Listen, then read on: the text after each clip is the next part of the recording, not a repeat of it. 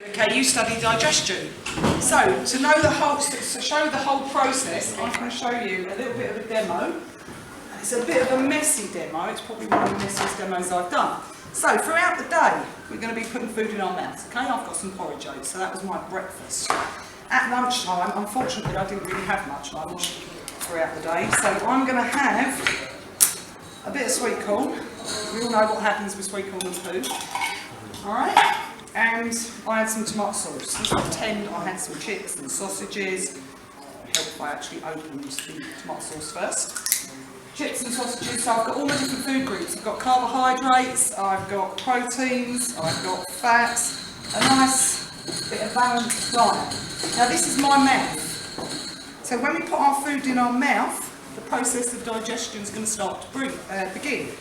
So I'm stirring it all up because that's what I do in my mouth. I mix it around with my tongue, I use my teeth to chew and bite up the food into smaller pieces because digestion is breaking down food into smaller pieces.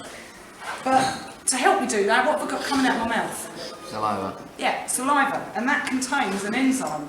The enzyme in your mouth is called amylase. It breaks down carbohydrates. So I'm going to put a bit of saliva in there and give it a bit of a mix so it's a little bit more wet. Okay? Now I'm using different colours because this is going to show you. I mean, amylase isn't necessarily green, but what colour is your poo normally? Brown. Yeah, and not everything you eat is brown. If you think about it, all your food's got different colours in it, so it's going to be mixing it, and that's how we're going to get our colours. Right. Before I go into the intestines, I'm going down into what part here? Stomach.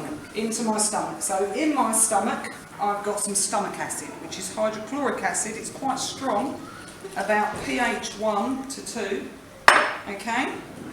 So if you actually stuck your hand in it and left your hand in somebody's stomach for a long period of time, it would start to digest your hand. So the acid helps it break down, but it also creates the nice conditions for the next enzyme, which is pepsin. And this enzyme begins protein digestion in the stomach. I don't know how brown this bit's going to be, by the way, because it just depends how much calories I've got. I might put a bit more tomato sauce in it. Hold on. So, I've had some tea, and I'm really unhealthy. I'm just eating loads of tomato sauce. Okay. Now, I'm actually going to put the next enzymes in, but this is just after it's passed out of the stomach. You're going to have something called lipases. These digest fats. And when it gets into the intestines, and I'm doing it here because it's easier, it's got trypsin, and that's another protein digestion. So we're breaking down the proteins into amino acids.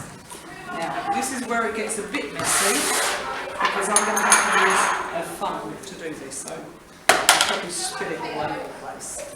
So this is all the food churned up in your stomach. That should be enough. And now we're going to go into the intestines, which I'm using a tights, pair of tights, or a pair of mild tights from home. Can I have a little bit of help on this? Okay, volunteer. Food's been chewed up in the mouth, gone down to the stomach, it's sort of looking a bit manky. We pour it into the intestines. Right, the food's going from the stomach. The food has come out of the stomach and it's gone into the first part of the intestine, okay? The jejunum and then the duodenum. And as it comes down, it's going to move by a special action. So that's why I've got a pair of tights. Can I have your help again, please? Good. Can I have your help, please? You can put it back on that. Right, the food moves throughout the intestine like this, watch. Squeezing behind. Squeezing behind, in front. Do you remember what the name of this process is called? What's the name of this process called?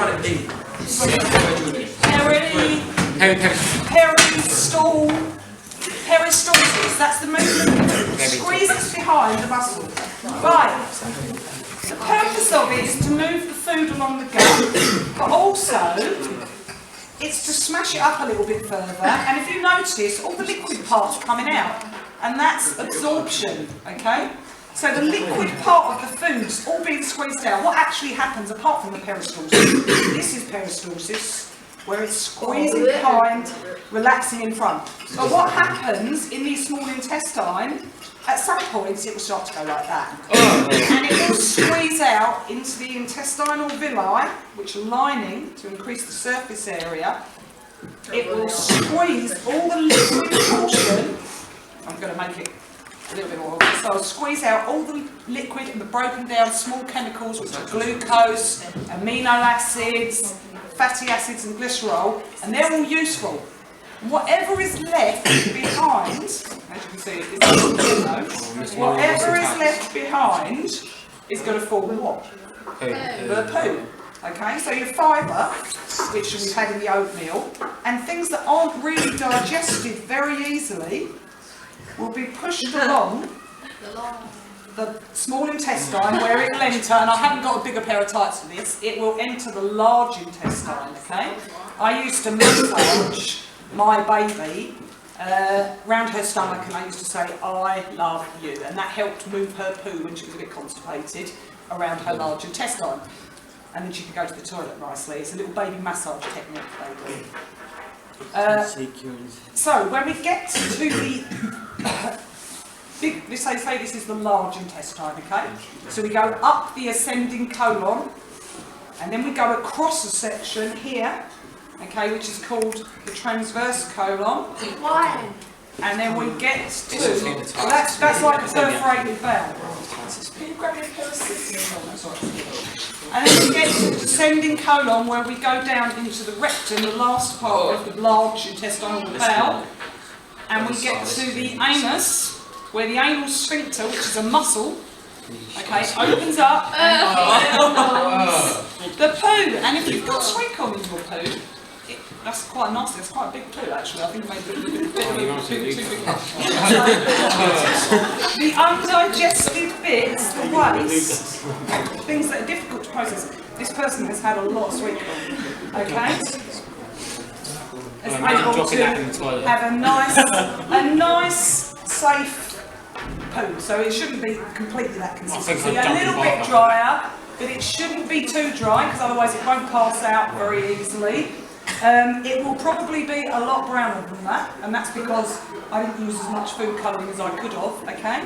But it should be sort of like nicely formed. It can give you an indicator as well, as if you've got different problems throughout your digestive system. So I hope you like seeing a teacher make a poo in your classroom.